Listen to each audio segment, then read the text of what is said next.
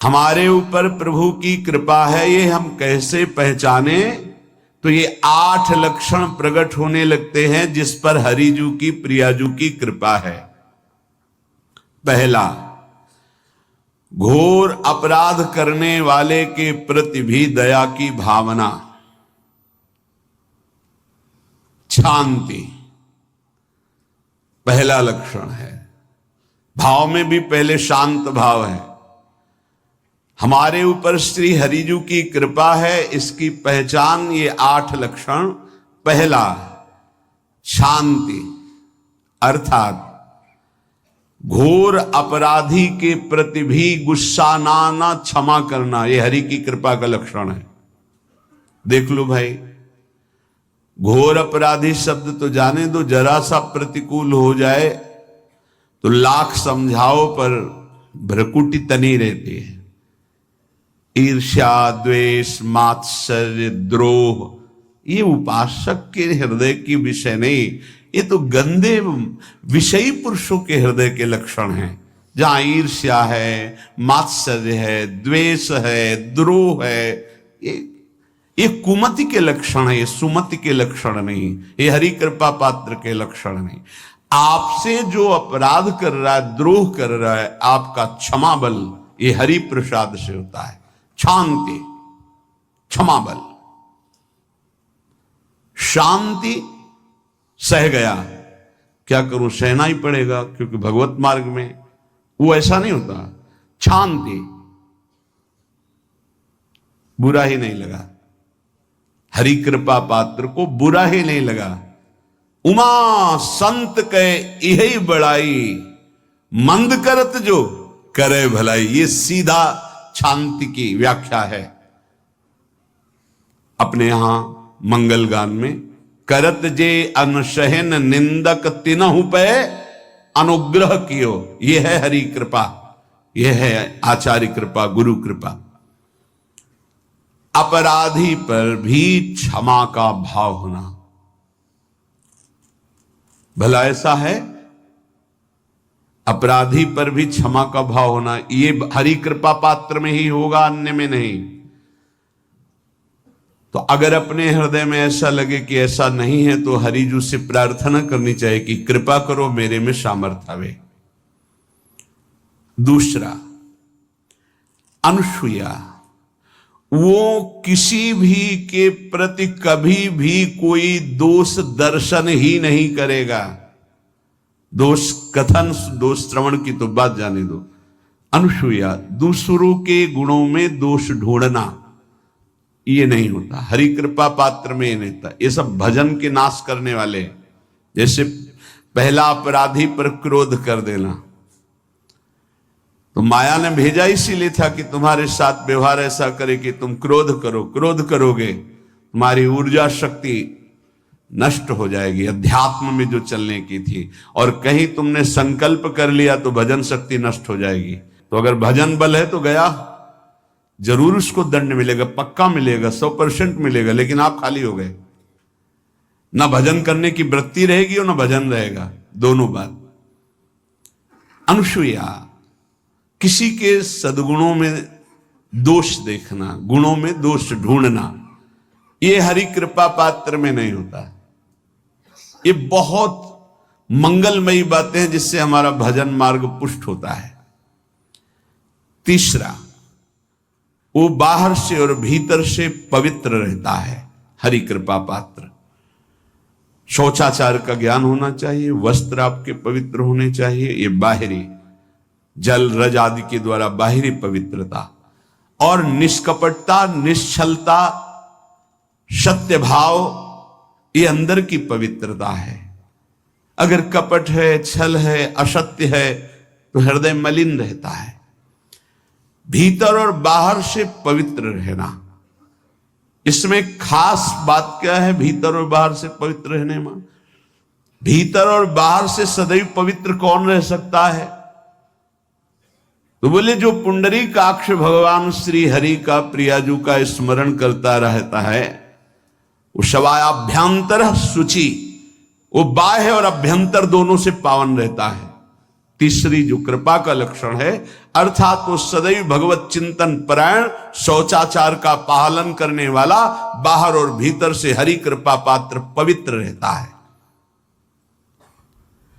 लघु शंका में जल पात्र में रखा जाता है, जनेंद्रिय को पवित्र किया जाता है, फिर हाथ रज से धो के, फिर कुल्ला करके, आचमन करके, पैर धोकर, ऐसे पवित्र आचरण, ऐसे पशुवत व्यवहार ठीक नहीं। कुछ लोग ऐसी गलती करते हैं कि जिसमें शौच हुआ जाता है उसी में बैठकर लघु शंका करते, तो सारे वस्त्र, पूरा शरीर अपवित्र हो गया आपका। अब तो अटैच बाथरूम की व्यवस्था माया ने कर दी है। हमें लगता है कि शौचालय अलग होना चाहिए और स्नान गृह अलग होना चाहिए, थोड़ा ही चाहे भेद हो, अंतराय होना चाहिए पवित्रता के लिए। अब ये शौचालय है, यही स्नान करना है, यही लघु शंका करनी है, तो पवित्रता का निर्वाह नहीं हो पाता। यदि जिस उस जगह आप शौच करते हैं, जो बैठकर उसी पे बैठ के लघु शंका करते हैं, तो आपको पूरा वस्त्र सहित स्नान करना चाहिए पवित्रता के, तभी बुद्धि भ्रष्ट हो जाती है। आपको मंत्र का निरंतर चलना ये कठिन पड़ जाएगा। पवित्रता का निर्वाह करो। देह राग मिटने के बाद एक स्थिति आती है, अवधूत स्थिति, उसमें फिर शरीर की पवित्रता का कोई संबंध नहीं रह जाता। पर अभी तो संबंध है ना देह भाव से, तो बहुत हो से लघु शंका ऐसे करें कि आपके पैरों में, वस्त्रों में छिट्टी ना पड़े, पवित्र रहें। हर समय हमें पवित्र मंत्र जपना है, नाम जपना है, श्री की सेवा में रहना है। बहुत जल्दीबाजी खड़े खड़े लघु शंका की, छिट्टियां पड़ रही, बस ऐसे चल दिए, वो पशुवत आचरण भगवत मार्ग में नहीं चल पाओगे। वो अंदर तुम्हारे व्याकुलता पैदा करता रहेगा, भोगों की, संसार की। शौचाचार का बहुत बड़ा फल है, शरीर राग छूट जाएगा। ये बात समझ लो, शरीर राग छूट जाएगा।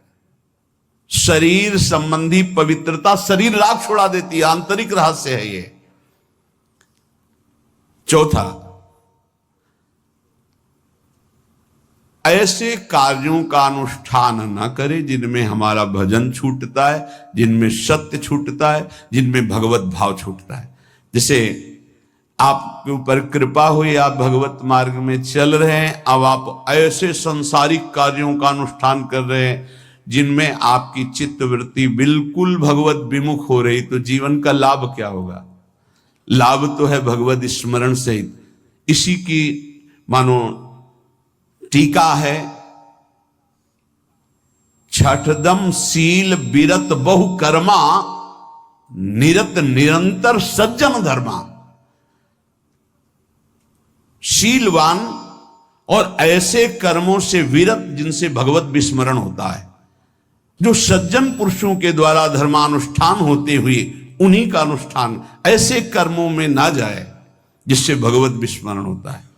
जैसे कल एक ने प्रश्न किया कि मैं खाता तो नहीं हूं, लेकिन मांस की दुकान में मांस बेचता हूं, होटल आदमी, क्या उचित है? ये उचित कैसे हो सकता है? तुम और भी तो व्यापार कर सकते हो। जरूरी है धर्म का पालन करने की इच्छा करते हो, धर्म आचरण करते हो, ऐसा नहीं। तो विरत बहुकर्मा, उन कर्मों से हमें विरत रहना है जो हमारे धर्म के विरुद्ध है, जो भजन के विरुद्ध है। हरि कृपा पात्र ऐसे कर्मों का अनुष्ठान कर ही नहीं सकता। और शारीरिक श्रम इतना जिससे हमारा भजन का तार ना टूटे। जब भजन का अभ्यास किया जाता है तो हर कार्य को सुचारू रूप से करते हुए एकाग्रता भजन में रखी जाती है। हम वो कार्य जल्दी से कर ही नहीं सकते जिसमें भजन छूट जाए और कार्य पूरा हो। नहीं, हम कार्य करेंगे, हमें छोड़ दीजिए, हम अपने चिंतन से युक्त होते बिल्कुल कार्य करेंगे। जैसे कई साधक हैं, उपासक हैं, बड़े अच्छे उपासक हैं, उनको आप कार्य दीजिए कि आप पानी गर्म कर दीजिए, पात्र बहुत सुंदर साफ होगा, पानी बहुत गर्म, लेकिन आप कह दीजिए कि 5 मिनट में गर्म करके ले, तो उनसे असंभव नहीं होगा। छोड़ दीजिए उनको आप, वो मतलब ऐसा कार्य करेंगे प्रशंसनीय, पर वो समय से। उनका एक सिद्धांत है, बहुत अच्छा लगता है, और अपने को पता है इससे जल्दीबाजी नहीं होनी। पात्र मार्जन करना है, छोड़ दीजिए, आप उसको टोकिएगा नहीं, आप जल्दी मांझ के, उससे नहीं होने वाला। वो तनिक भी दोष नहीं रहने देगा पात्रों में, पर समय दीजिए, आराम आराम शिव कर। हमें अच्छा लगता है, भगवत चिंतन परायण उपासक की यही वृत्ति होती है। पोछा लगाना है बिल्कुल बढ़िया लगेगा, लेकिन आपको सर से घुमा दे वैसा नहीं होगा। आप छोड़िए और जाइए, हटिए, और वो अपने ढंग से लगाएगा और एकदम क्लीन करके। यही उपासक का लक्षण होता है। जो कार्य करेगा सांगोपांग करेगा, पर वो बहुत मस्ती से होगा, क्योंकि उसका भगवत चिंतन चल रहा है। अधिक ऐसे जिससे हमारा चिंतन छूट जाए, थोड़ा संयम में आना चाहिए। ये भगवत कृपा पात्र का लक्षण है। अपने भजन का फल देखना, भगवत कृपा पात्र के सबको प्रदान कर देना। हिम्मत है, अपने भजन, इतनी मेहनत से किया हुआ भजन, भजन होने के बाद, हे प्रभु इस भजन का फल हो, सर्वे भवन्तु सुखिना सर्वे सन्तु निरामयः। यहां तो कहते महाराज, एक माला रोज आपके लिए करता हूं कि आपकी बीमारी ठीक रहे, तो शेष किसके लिए करते हो प्रभु? शेष क्या? अगर इष्ट और गुरु के लिए तुम्हारा है कि एक माला करते, तो फिर इतनी माला करते तो हमें क्या होगा? सब आपको दे देंगे तो हमें क्या होगा? तभी तभी भजन का रहस्य नहीं जाना। सबके मंगल के लिए अपने भजन को समर्पित कर देना। देखो भाई भजनानंदी, भजन में अरुचि होने लगेगी? नहीं होने लगेगी। सुबह से शाम तक पसीना चुआए हम और भजन का फल दे दे सबको, तो इसका रहस्य बताते हैं। सबको जे भी कहा सर्वे भवन्तु सुखिना, तो सर्वत्र विराजमान भगवान वही पलटकर अनंत रूपों में आपके ऊपर बरस पड़ेंगे। ये आंतरिक रहस्य है।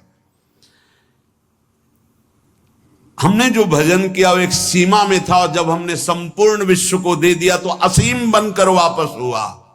ये भाव न समझ में, अगर ये भाव न कहे तो एकदम लगे हम अपना भजन क्यों दे दें सबको। उस सर्वात्मा में विराजमान जो हमारा प्रभु है उसी को समर्पित कर, सर्वे भवन्तु सुखिना। तो वो सब पलटकर सब जगह से वापस आया, सबका आशीर्वाद आया और वो महान बनता चला गया। ये लाभ है, आंतरिक लाभ है। अगर तुम्हारा भाव ऐसा न बनता हो तो आप प्रभु को तो अर्पित करते ही है ना, तो वही प्रभु सब में विराजमान है। ऐसा भाव करके सर्वात्म स्वरूप भगवान को हमारा भजन समर्पित है। सब रूपों में प्रभु विराजमान है। ये हरि कृपा पात्र का लक्षण चल रहा है। और छठवां, अपने भजन से अपने लिए कुछ भी ना चाहना और दूसरों की तो बात जाने दो, दूसरों से कुछ ना चाहना ये तो ठीक है, अपने भजन से अपने लिए कुछ ना चाहना है हिम्मत। देखो ये हरि कृपा पात्र में हिम्मत होती है। अपना भजन अपने प्रयोग में ना लाना, इसका भी आंतरिक रहस्य है। अपने प्रयोग में आप शरीर को लेकर के बोलेंगे, अगर स्वरूप को लेकर तो प्रयोग की कोई वहां जरूरत ही नहीं। स्वरूप पूर्ण काम है, वहां कोई अभाव नहीं। जब आप कोई भाव अपने लिए करेंगे तो देह भाव होगा। देह भाव से किसी विषय की मांग होगी। विषय पूर्ति भजन का फल नहीं होता, भजन का फल होता विषय निवृत्ति। बहुत जोर की बात है, कैसे समझ में आए? अपने भजन का भी फल अपने लिए नहीं, दूसरों से कुछ चाह रखना तो बात ही जाने दो। भजन से भी कोई अन्य सुख की चाह नहीं हुई। क्या चाहिए? भजन ही बनता रहे, भजन का फल भजन बनता रहे, खूब निरंतर जप करते रहे।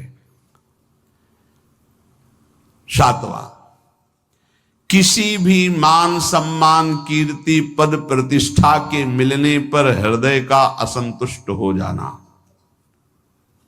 यह हरि कृपा पात्र का लक्षण होता है।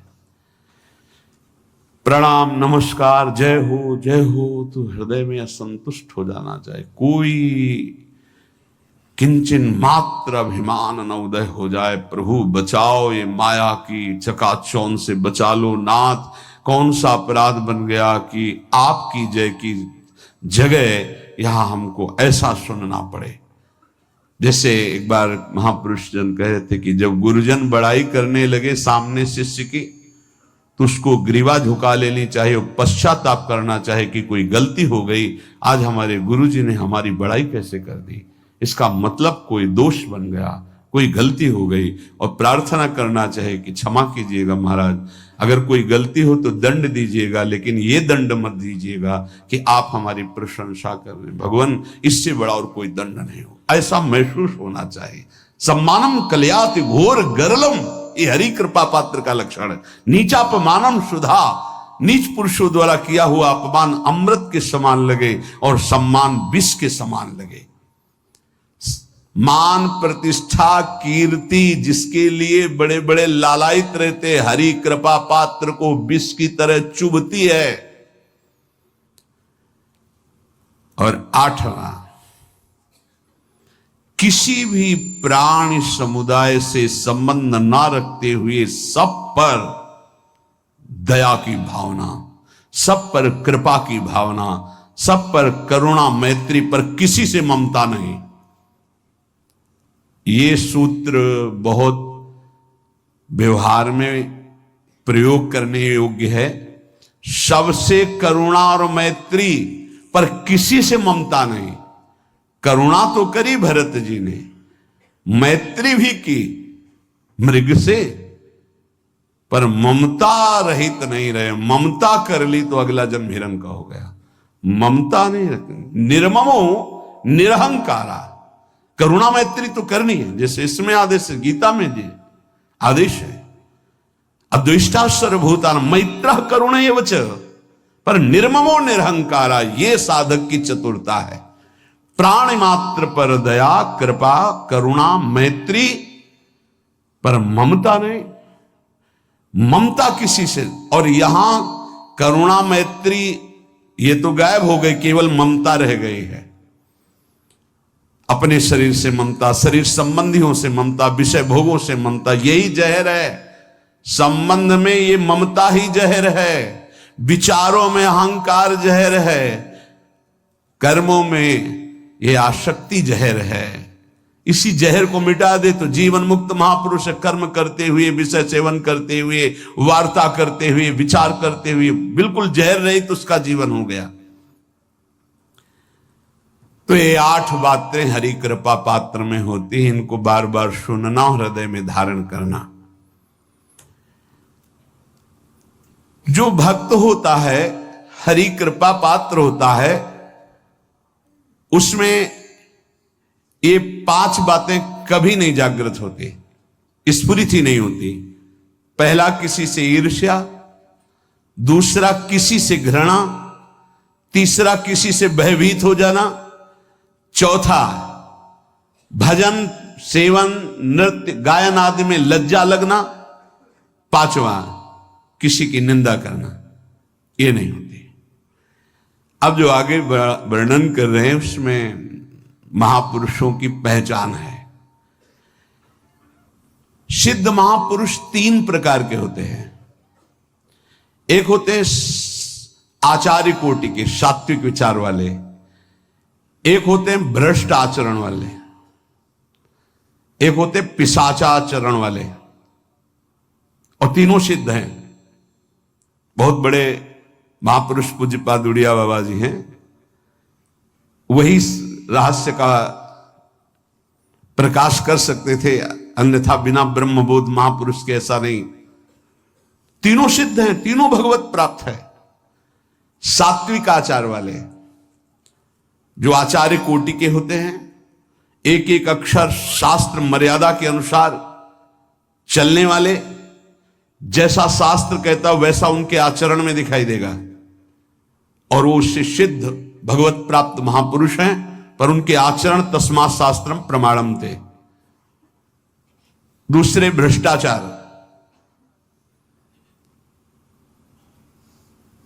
ऐसों को पहचान पाना बहुत कठिन होगा। भेष मलिन, आचरण मलिन, जैसे आप में कोई पुराना हो तो शायद जान पाएगा, भगवान दास नाम के एक संत इसी चौराहे पे रहते थे। ये जो चौराहा है, कभी नंगे पड़े रहते थे, कभी वो पा रहे उनके साथ कुत्ता पा रहा है, कभी नाली का पानी पी रहे हैं, और भगवत प्राप्त महापुरुष थे। इसकी पहचान स्वयं की।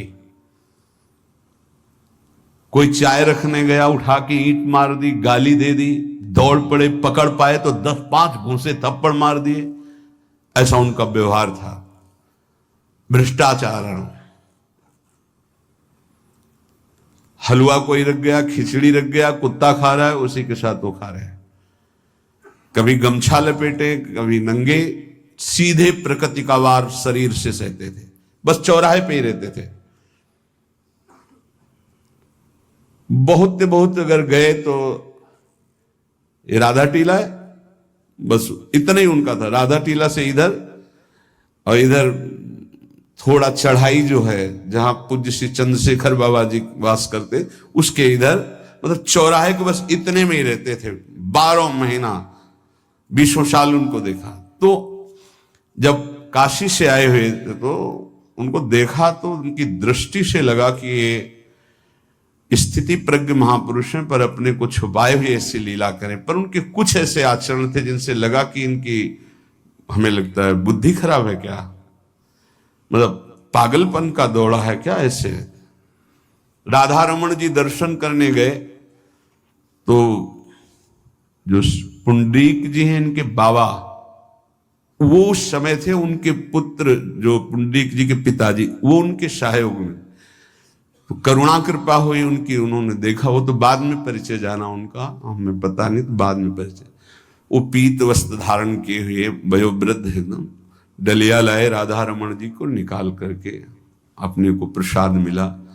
तो सीधे राधा रमन जी की कृपा का अवलोकन करते हैं और परिक्रमा लगाना।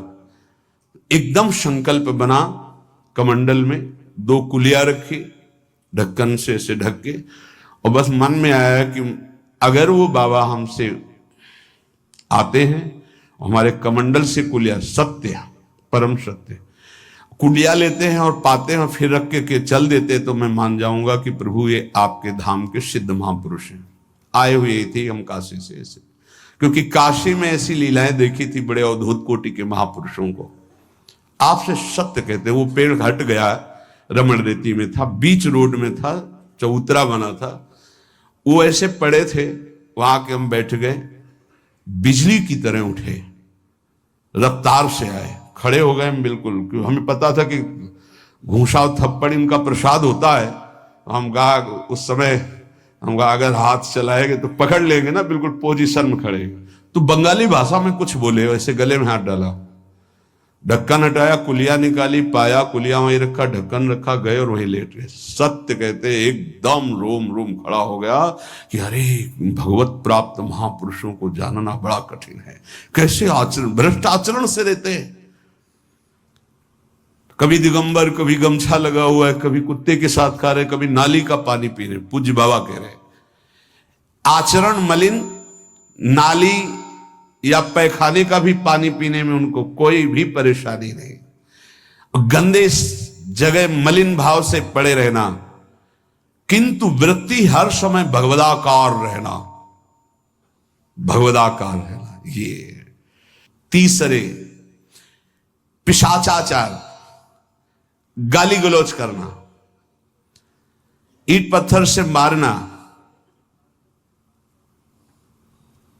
हर मलिन चेष्टा बहुत कठिन है, बहुत कठिन है। ये सब देखने को मिला है भगवत कृपा से तीनों प्रकार के महापुरुषों का। वृंदावन में एक आगंतुक संत आए थे बाहर से, वो रात्रि में हर वृक्ष के नीचे खड़े रहते, पैर सूज गए थे, उनको कभी बैठे और लेटे नहीं देखा, खड़े ही रहते थे। ये 25 वर्ष के लगभग की बात है। तो उनको जब देखा तो देखते ही उनकी दृष्टि ऐसी थी ऊर्ध्व, लगा ये तो भगवत प्राप्त महापुरुष है। 45 वर्ष की अवस्था हो, बस खड़े रहते थे, चरण उनके फट गए थे, ऊपर से ऐसे खड़े खड़े। रात्रि में एक दिन हिम्मत की, बोलते नहीं थे वो, लार बह रही है ऐसे गंदे कपड़े, तो महाराज जी आप कृपा करें, उस समय मदन टेर में कि आप आइए, तो सहज में से खड़े हो गए। तो आटे के 4 लड्डू हमें मिले हुए थे, तो उनका आप कृपा करके पाइए, पाले। तुमका आपका ये जो बाहरी परिवेश है और आपके जो बाहरी लीलाएं हैं, ये बाहरी लोग तो भले न समझ पाए, पर प्रभु मुझे ऐसा अनुभव होता है आप भगवत प्राप्त महापुरुष हैं। रो पड़े हो, कभी हमने उनको ऐसा नहीं देखा, रो पड़े। और उनका ये हमारे गुरुदेव की कृपा है। तुमका कब से वृंदावन आप आए? बोले कुछ दिन हुए। बोले वृंदावन की रज का प्रभाव कितना दिव्य है कि अब जाने का मन नहीं होता है। पर आप अब दोबारा हमसे मिलने की चेष्टा मत कीजिएगा, कभी दूर से देख लीजिएगा, पर आप कभी मिलिएगा नहीं। आप भक्त हैं इसलिए आपसे संभाषण कर लिया। ये तो आपने सुना सुबह की लीला, ईंट चल रही थी उनपे, वो दिगंबर खड़े थे, ईंट मार रहे थे लोग, परिक्रमा वाले लोग उनको ईंट मार रहे थे, कई जगह उनके ईंट लगी। उनको लग रहा था ये पागल है, नहीं पहचाना जा सकता। 3 प्रकार के महापुरुष होते। एक होते सात्विक आचार वाले, बहुत जो शास्त्रीय आज्ञा वैसे ही अक्षरशः आपको दिखाई देंगे, आचार्य कोटि के, पवित्र शरीर, पवित्र वस्त्र, पवित्र आचरण, एकदम आचार्य कोटि।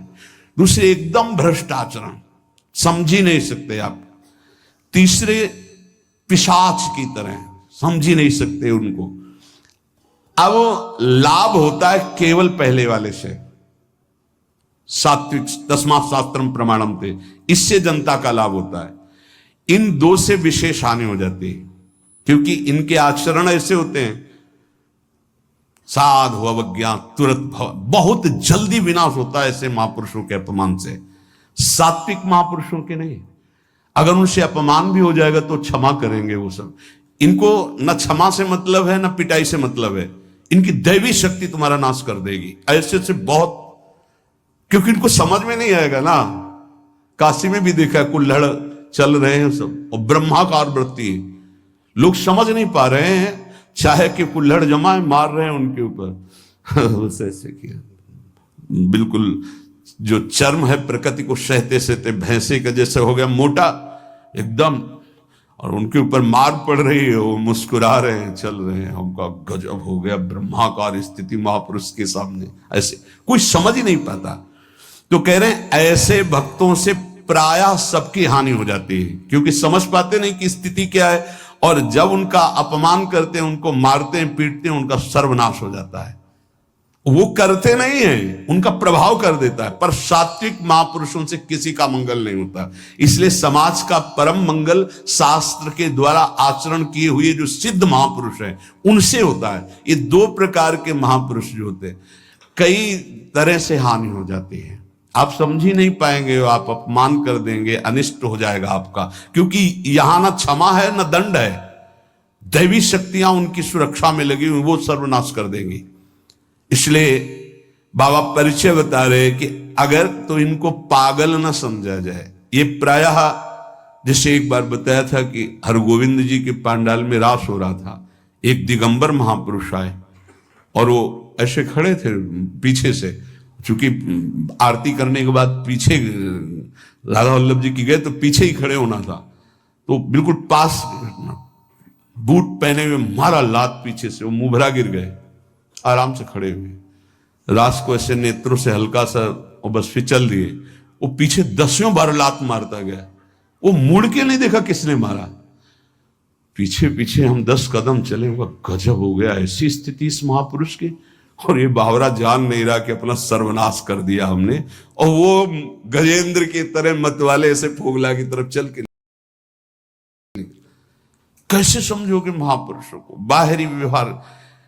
अभी 10-12 वर्ष की बात है, यमुना के पार ऐसे खो करके रहते थे दिगंबर एक महात्मा, अब है कि नहीं मुझे पता नहीं, पहले यमुना किनारे जाते थे बैठने, तो